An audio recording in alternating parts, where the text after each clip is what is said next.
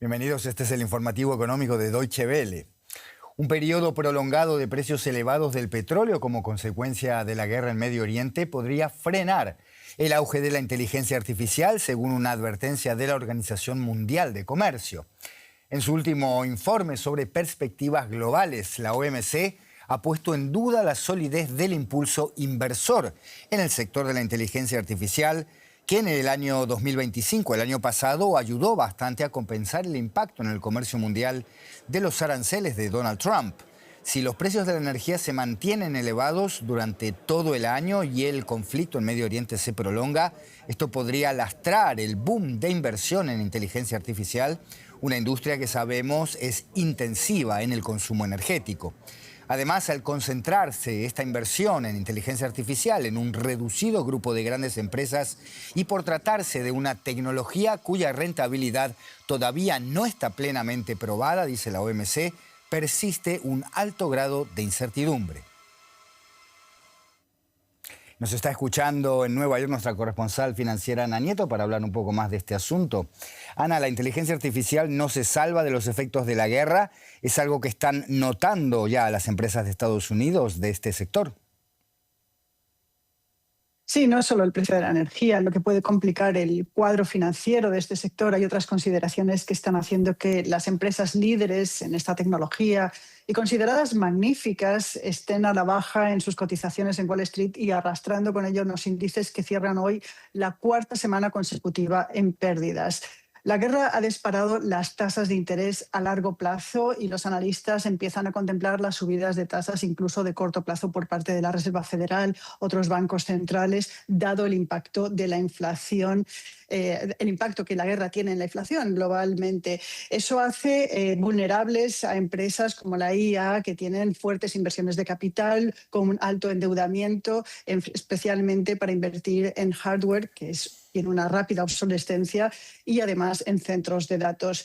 A todo ello se une la incertidumbre económica que suele paralizar las inversiones de empresas que pueden ser sus clientes y que pondrán mucho cuidado antes de aprobar gastos en tiempos en los que no hace más que hablarse de una posible estanflación. Ana, la guerra también amenaza con crear dificultades para una de las industrias más pujantes, que es la de los semiconductores. ¿Cuál es el problema ahí? Sí, el problema es que la zona del Golfo no es solo clave para el petróleo, el gas y los fertilizantes, también lo es para el bromo, para el helio y para el aluminio, todo que son productos esenciales para la producción de microprocesadores. Esta industria ya estaba teniendo problemas de oferta para cubrir una demanda muy intensa por parte de industrias como la inteligencia artificial, pero también la automotriz, los electrónicos de consumo, los videojuegos, y ahora esta tirantez se hace mucho más aguda. Qatar es responsable de un tercio de la oferta del helio global que se usa para producir los microchips. Este gas noble sale de la producción de gas licuado, que ahora mismo tiene una producción prácticamente paralizada por un ataque de Irán en esta guerra. El bromo también se produce en Jordania y en Israel, y Oriente Medio tiene una importante producción de aluminio. Una disrupción prolongada tendrá efectos bastante importantes si se llega a mayo para la IA, para la automoción, para la electrónica. Ana Nieto, en Nueva York, gracias por estas informaciones. Buen fin de semana. Gracias, Andrés. El precio del petróleo se dirige a niveles insostenibles para la economía mundial y esto lo saben también en el país responsable de esta situación, en Estados Unidos. La última de las medidas de emergencia que la Casa Blanca estudia para hacer frente al alza del precio del crudo es levantar las sanciones al petróleo iraní que ya se encuentra en tránsito marítimo. Según el secretario del Tesoro estadounidense Scott Bessent, hay más de 140 millones de barriles en buques cisterna que están ya en ruta y que de inyectar en el mercado aliviarían el precio del crudo. De esta manera, el gobierno estadounidense pretende frenar el fuerte aumento de los precios provocado por el cierre iraní del estrecho de Hormuz. El presidente del gobierno español, Pedro Sánchez, anunció este viernes un paquete de medidas por 5.000 millones de euros destinado a mitigar el impacto económico del conflicto en Medio Oriente, que incluye una drástica reducción de los impuestos energéticos. Tras una reunión de emergencia de su Consejo de Ministros, el líder socialista afirmó que el plan, compuesto por 80 medidas, busca proteger a los hogares y a sectores clave frente al aumento de los costos. Sánchez también adelantó un decreto para congelar temporalmente los alquileres en España en un contexto de crisis de vivienda y fuertes subidas de rentas en línea con otros países europeos. La medida todavía tiene que ser aprobada por el Parlamento, donde el gobierno socialista no cuenta con mayoría propia.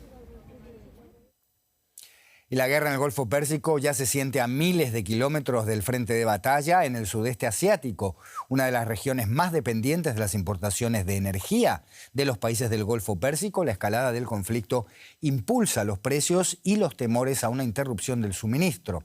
Países grandes como Japón pueden permitirse políticas para contener este impacto, pero las economías más vulnerables de esta región ya sufren los efectos.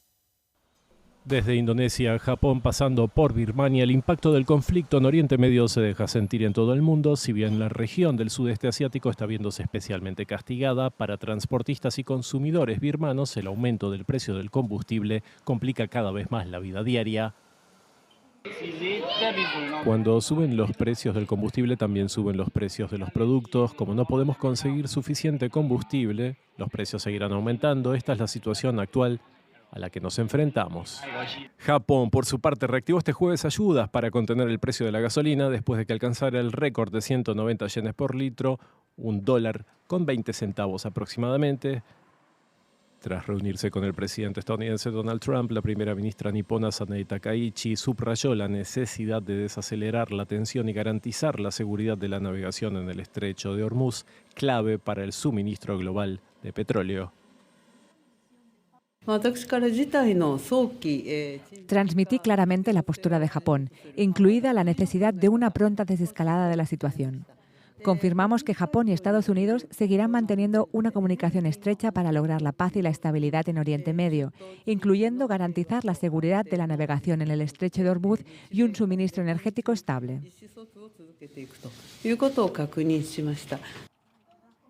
Tras el encuentro, el secretario del Tesoro de Estados Unidos, Scott Bessent, afirmó que espera que Japón contribuya a estabilizar el mercado con sus reservas estratégicas de petróleo.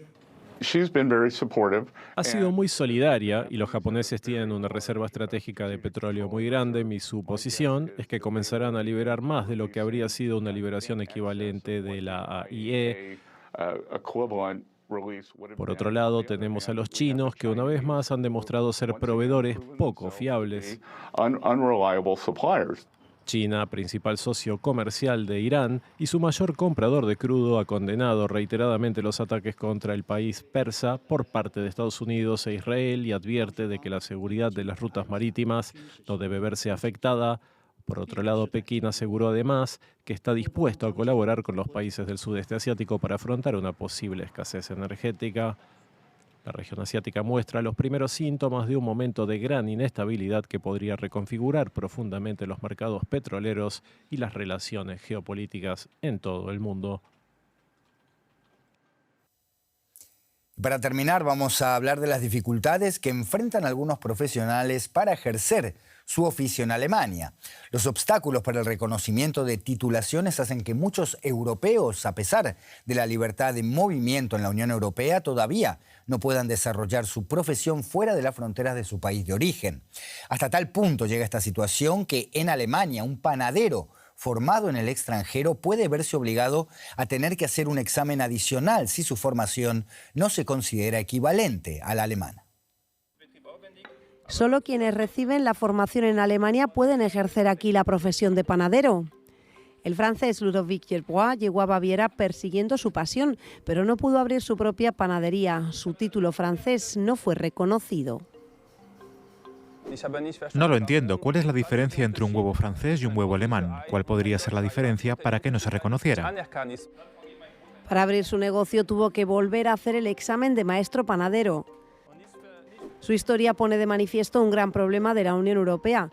Para muchos europeos es imposible trabajar fuera de sus fronteras porque sus títulos profesionales no son reconocidos. Según el Fondo Monetario Internacional, esta fragmentación, es decir, la existencia de normas diferentes en los distintos países de la UE, frena la economía tanto como si existiera un arancel del 110%. Según la legislación europea, los 27 Estados miembros deberían funcionar como una economía común. Trabajadores como contables, abogados y panaderos deberían poder ofrecer sus servicios en cualquiera de estos países.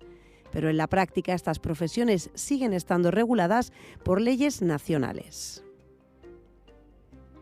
Esto implica que los países de la Unión Europea pueden rechazar los títulos de trabajadores extranjeros.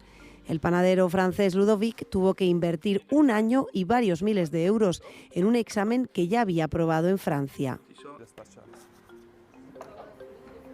Estaba muy frustrado. Escribí cartas a todo el mundo. Mi carta llegó incluso hasta el Parlamento Europeo.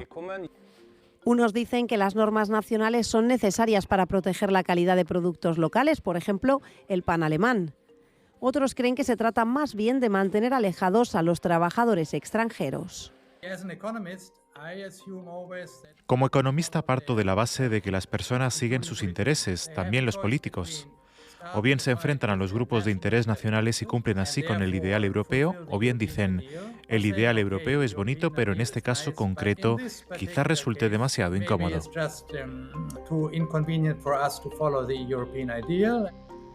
Algunas titulaciones profesionales, como las de médico, enfermero y matrona, ya están reconocidas en toda la Unión Europea.